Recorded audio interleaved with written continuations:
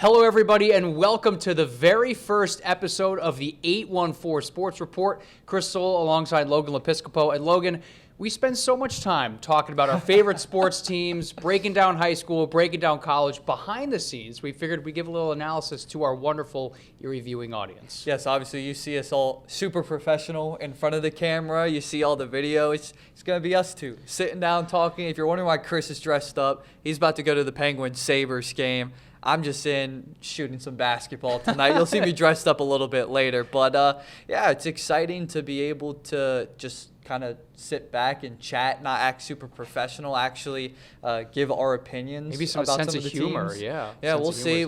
This is a rough draft. So if you're wondering, wow, these guys are just sitting with some TVs behind them with the logo, well, we're going to pick up steam. We're going to pick up steam. It's like starting a new franchise. Yeah, everybody sees us out in public. You know, we're all upkept, super professional. But I think, you know, when you're talking sports, it's important to have opinions. You know, you watch your favorite debate shows, your Stephen A. Smiths, your Skip Baylesses of the world. It's nice to get some opinions. So for today's episode, obviously we're in the NFL offseason, going to focus a lot on the NFL Combine. Logan and I are each going to list off one of our risers and fallers of the NFL Combine. We also recently, a couple days ago, free agency is starting to happen. We're getting some cuts, some releases, some franchise tags, go over some of those players. And, of course, Gannon men's and women's basketball have been dominant. Edinburgh women's basketball continues to win. We're going to talk about those runs and a little bit of high school basketball as well, Logan. Yes, everybody, of course, knows what Cathedral Prep boys basketball has been doing this year, stacking up the wins. But what about the rest of our teams? Northwestern girls, they got a 4-star. Michaela Presser-Palmer, who's been lighting it up. She's been unreal. She scored 33 points to beat Seneca for the district title. Seneca scored 31. Not trying to offend anybody out there. This is kind of our sit back and give you a taste of what we're saying behind the scenes. Still a little bit of a filter, but regardless, I'm excited to sprinkle in the NFL talk. Of course, talking pros. That's what everyone cares about. What's the Steelers, Bills, Browns going to be up to this offseason? But of course, college, high school. I mean, that's the king around here in Erie. Yeah, it's always fun to get on a mic and just kind of talk ball. So let's start off first with the NFL Combine stuff. We're each going to list a riser and a faller, guys who maybe perform really well and up their draft stock and maybe could be, you know, second round or first round picks, or maybe guys who either didn't perform well or who didn't perform at all due to injuries or stuff. So I'll start us off here. Yes, please. I love your riser. With a nice easy one, maybe the biggest storyline, Logan, of the entire NFL Combine, and that's Sonny Styles, the linebacker out of Ohio State. This kid is an absolute beast, a freak of an athlete. Let's listen to some of these stats right now, okay? Linebacker out of Ohio State, 6'5", 250 pounds, that is, 4.46 40-yard dash, 43.5-inch vertical jump. That's the highest from a linebacker since 2003. And I believe I also saw a stat saying that is the highest vertical jump we've seen from a player 250 pounds or more since 2003 as well. Athletic freak, 11-foot broad jumped. He also received a 9.99 on the RAS score, one of the top at the Combine.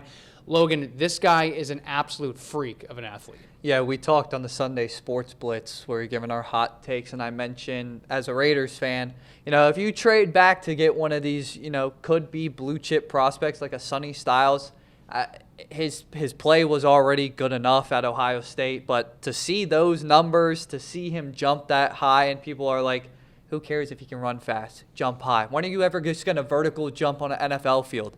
There's a lot more into it. That's explosiveness. Being able to jump high shows he's explosive. He's an aggressive athlete. Scouts rave about his football IQ, his aggressive play style, intensity, and football instinct. You can't teach a lot of these things, and you can't teach freak athleticism. Yes, and that brings a great point to mind. I know it may be boring, an offensive lineman, but the saying, you can't teach size for offensive line. No, you cannot. You get a guy like Monroe Freeling, offensive tackle out of Georgia, who is 6'7", 315 pounds. That's a big boy. You can't teach that.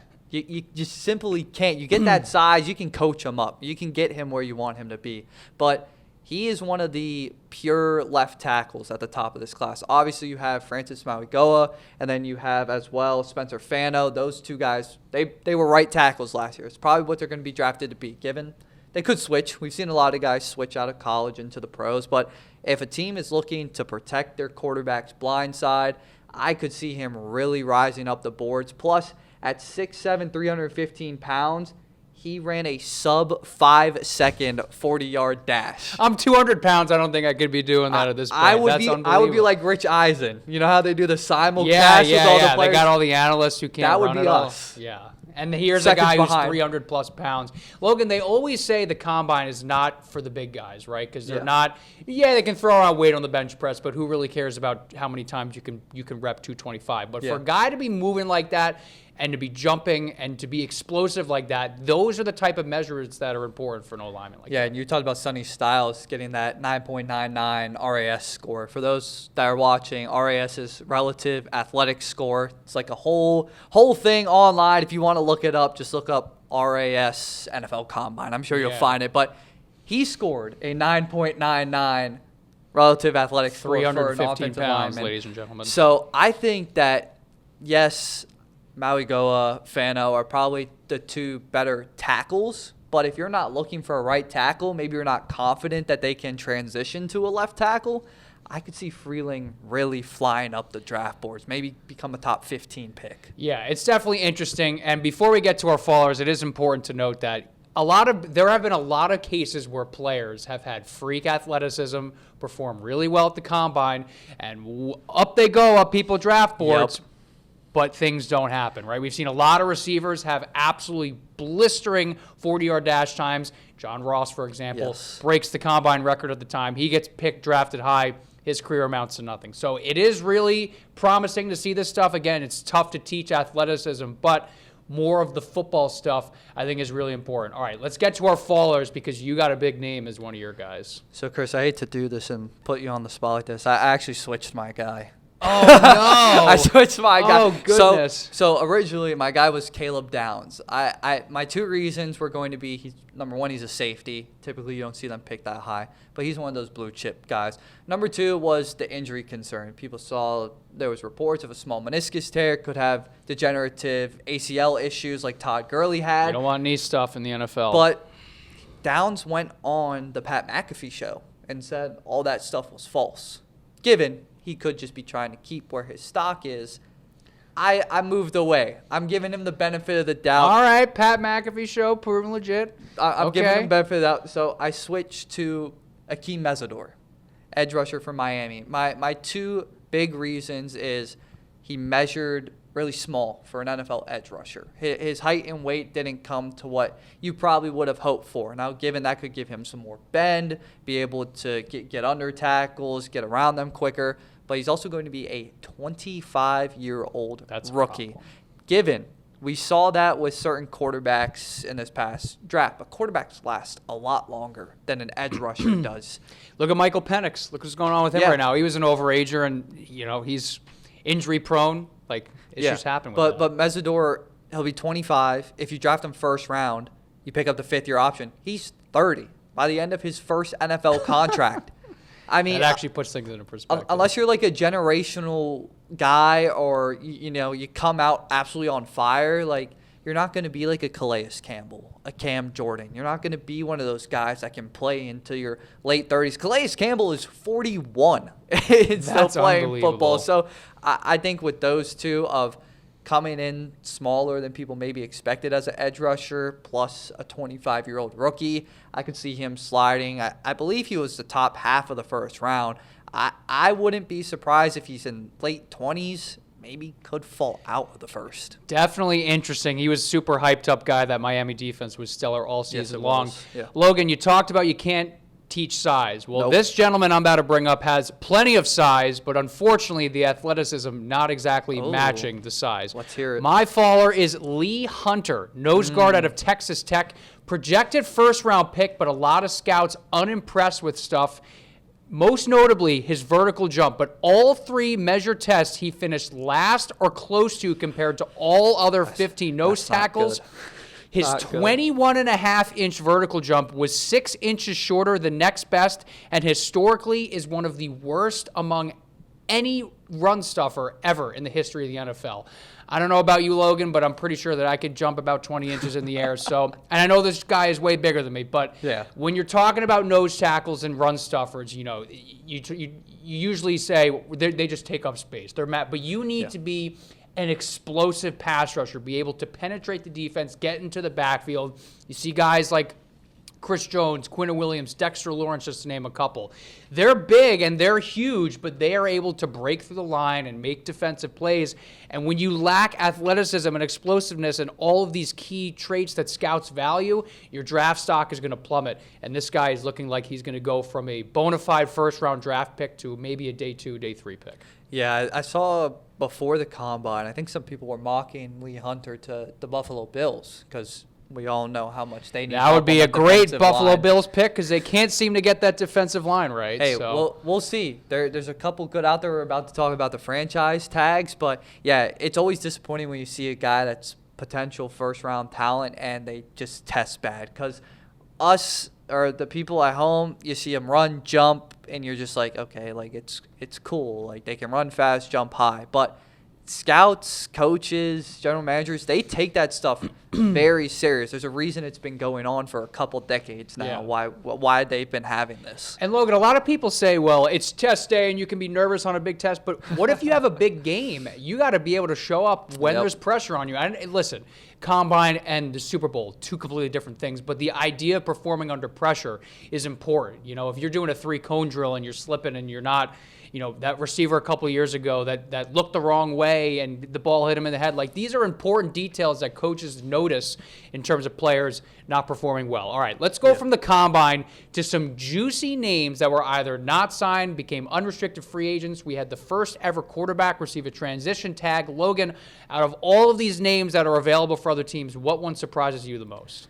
I think what surprises me the most, and I think it's got to be the obvious one, Kenneth Walker. You are Super Bowl MVP.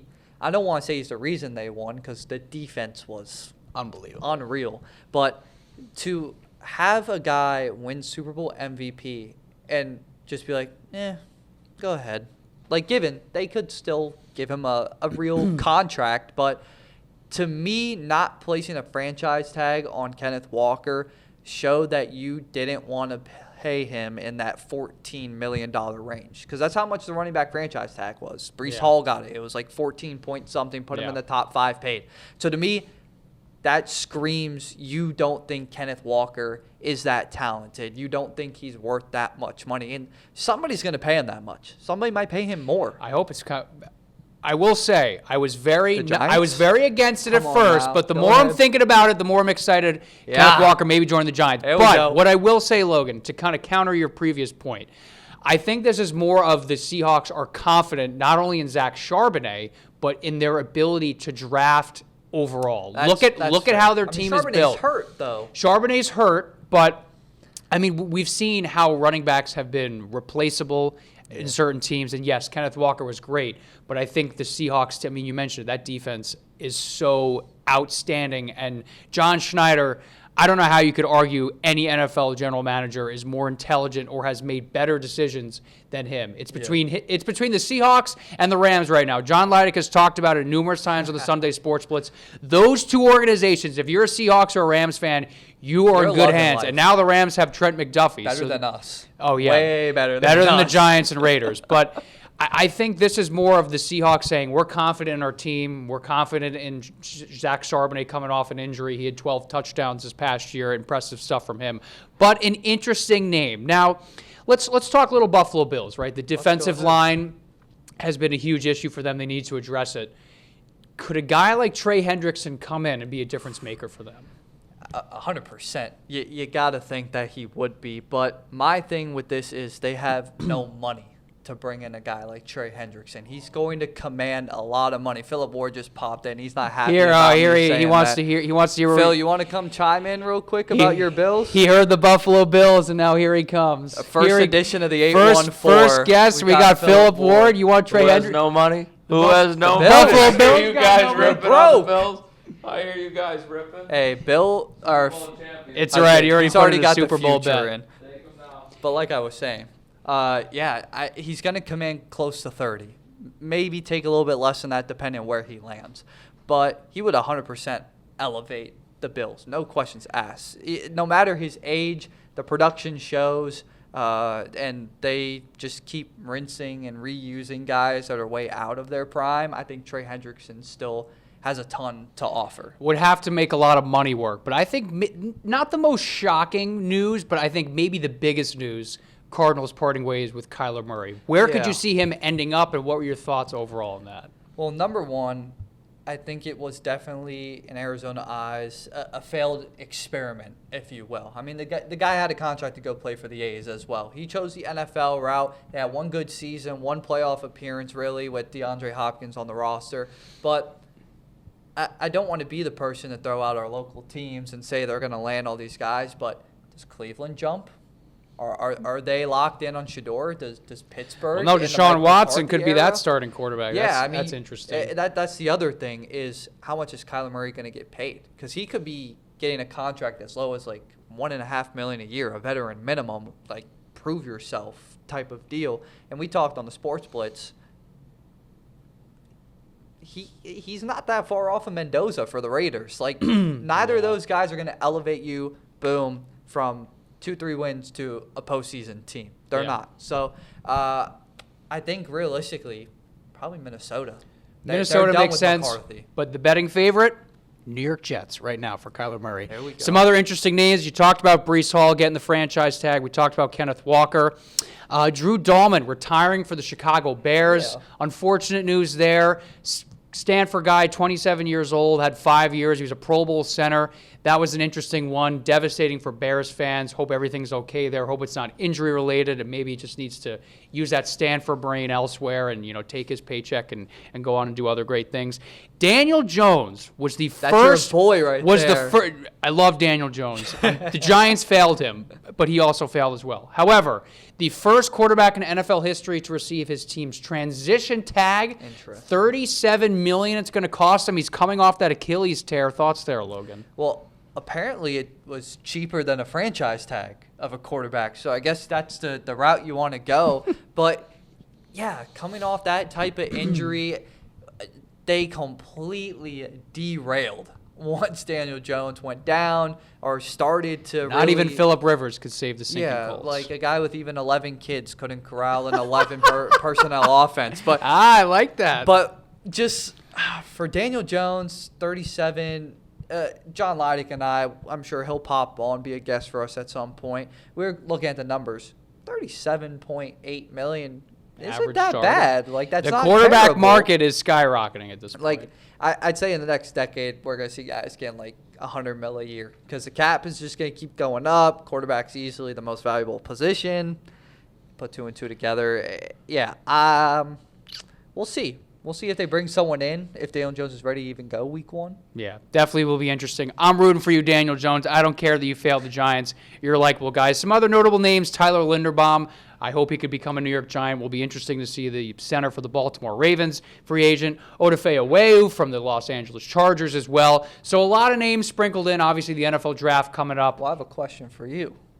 Alec Pierce, since we're on the topic of the Colts. Alec Pierce, could we see any of our three region teams jump after Alec Pierce? Because let's be real, the Browns need wide receiver help. I think all three of them. Yeah, I think they all could use him. I actually would say that the Browns, the Bills, and the Steelers are three of the bottom five receiving corps in the NFL. Who would be your favorite out of our three region teams? Whether it be favorite as in he's going to help that team the most, or favorite as in he would thrive here the most, or same team could be for both ends. Well, honestly, I think Logan, the favorite to land him, just because of the pressure and the criticism they've had towards the position group, probably the Buffalo Bills. Okay. I mean, that's been the story all year long, right? The Brandon Cooks play, all the drama going on in that room, with Keon Coleman and such.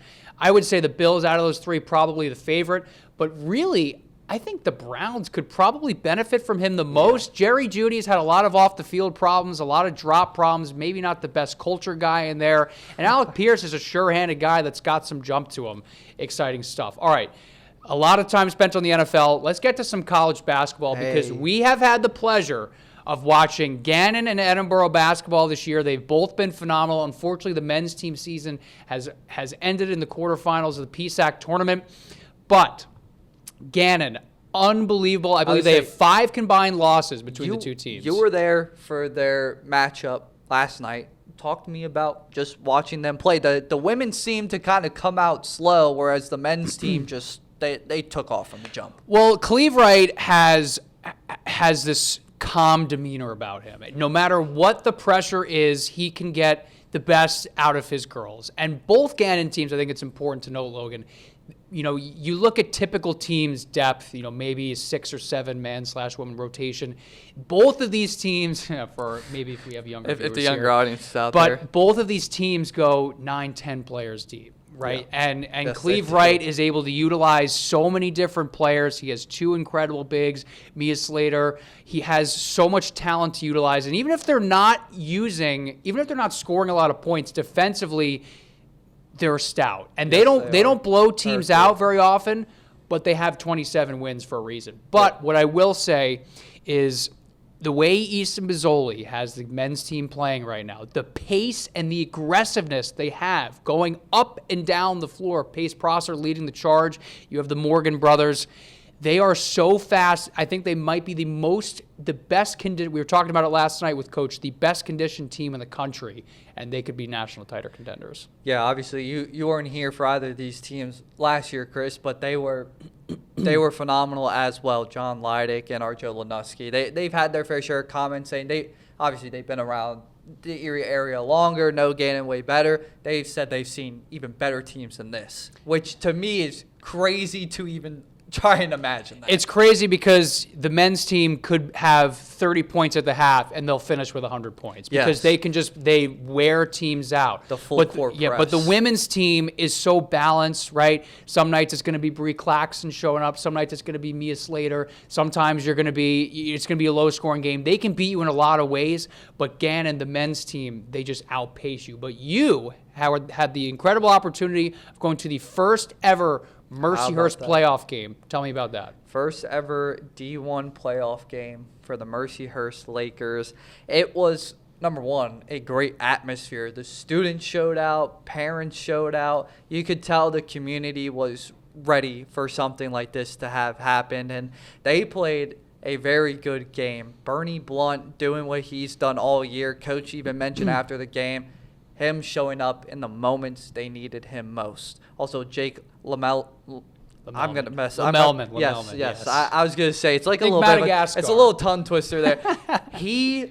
Watching him, first of all, he's got a little bit of I run this. Yeah, a little FU. At the end of the game, maybe I'll throw a little clip in here for that, but he was talking as the clock was expiring. Listen, nobody's going to respect you unless you command respect. So you got to go out there, and if you're going to talk the talk, you got to walk the walk. Yeah, but great atmosphere. They get it done. They get an upset Central Connecticut loss, so they get to host again on Saturday. They bring in Stonehill. Coach talked after both games they played.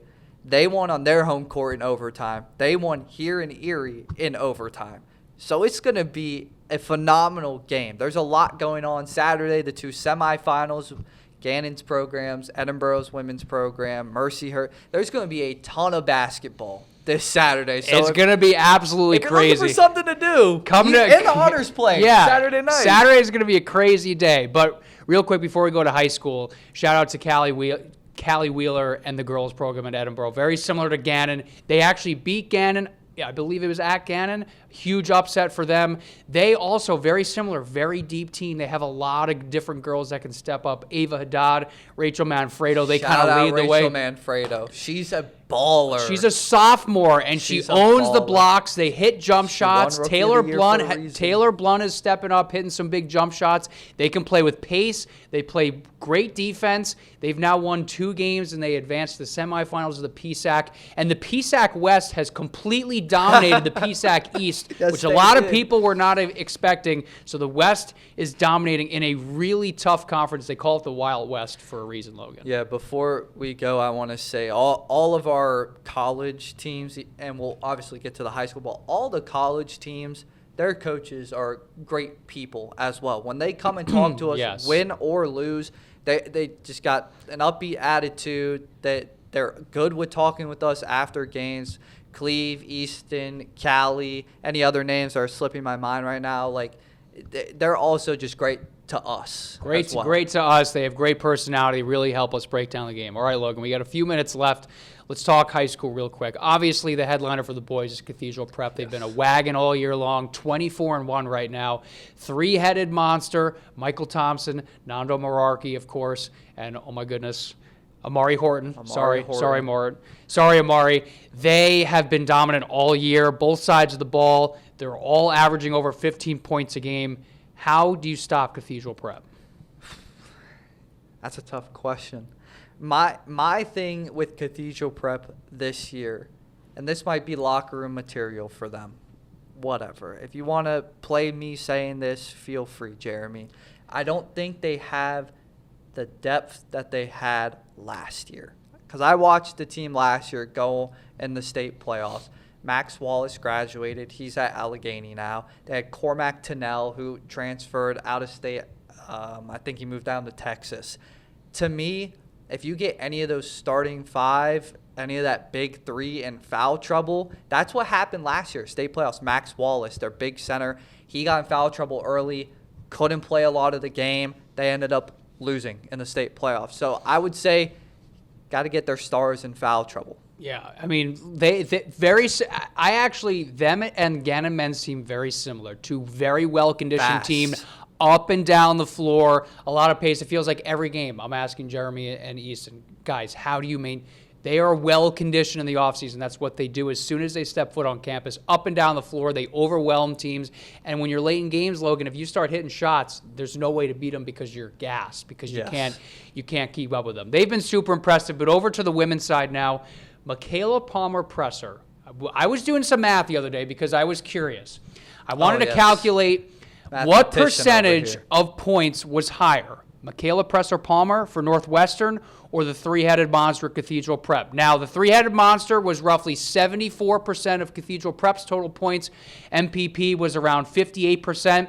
If you take out Amari Horton and you just have Nando and Michael Thompson, MPP's got the edge. Which is insane. Insane. She accounts for over 58% of Northwestern's points. She has been phenomenal all year, Logan. Both sides of the ball. She is the engine, the catalyst of that team. She hits jump shots. She makes plays on defense. She's going to Arizona for a reason.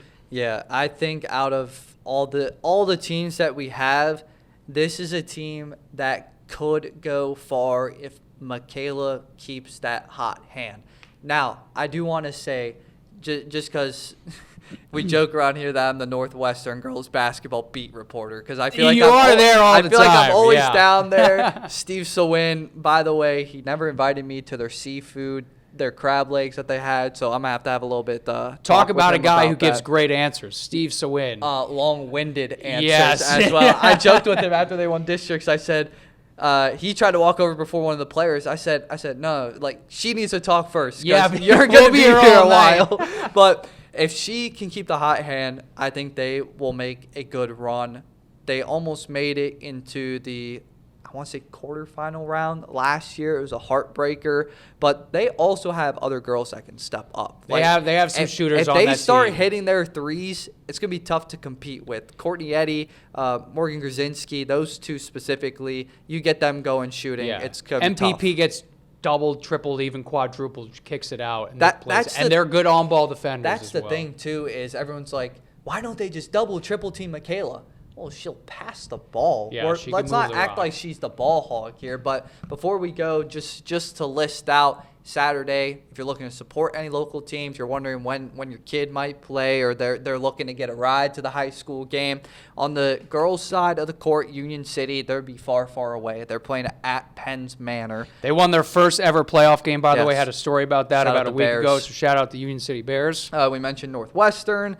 Seneca girls, they're the runner-ups to Northwestern. They'll be out on the road at Beaver Falls as well. Corey, Fairview, Harbor Creek, and Cathedral Prep. Cathedral Prep and Harbor Creek will be at home for the girls' side of things. So if you're staying local, want to support a team, your kid's team's too far, there's plenty here. And then on the boys' side, we've got a ton. Mercyhurst Prep is at home against First Winchester district title Thurston. since 2012. Shout out to the Lakers. Yes, and then Eisenhower, Girard is at Knock. That's a tough draw for Girard. We'll see how many Kenny Godoy is going to have to pour in. Man, he's fun to get watch. that one. Kenny Godoy is fun to watch. And then we got Warren, Sagertown, Cochranton, Hickory, Meadville is at home. They're playing Penn Hills. Shout out John Leidick, the Penn Hills poll right there. And then, Cathedral Prep at the Haggerty and Erie First Christian. They are also going to be playing at the Haggerty. It's a doubleheader, which is tomorrow.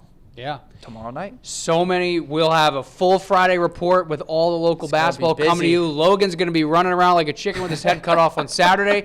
Yes, but Logan, I think that about wraps it up for the first ever episode of the 814 Sports Report. We thank you all for tuning in. For Logan Lepiscopo, I'm Chris Sohl, and we'll see you in the next one.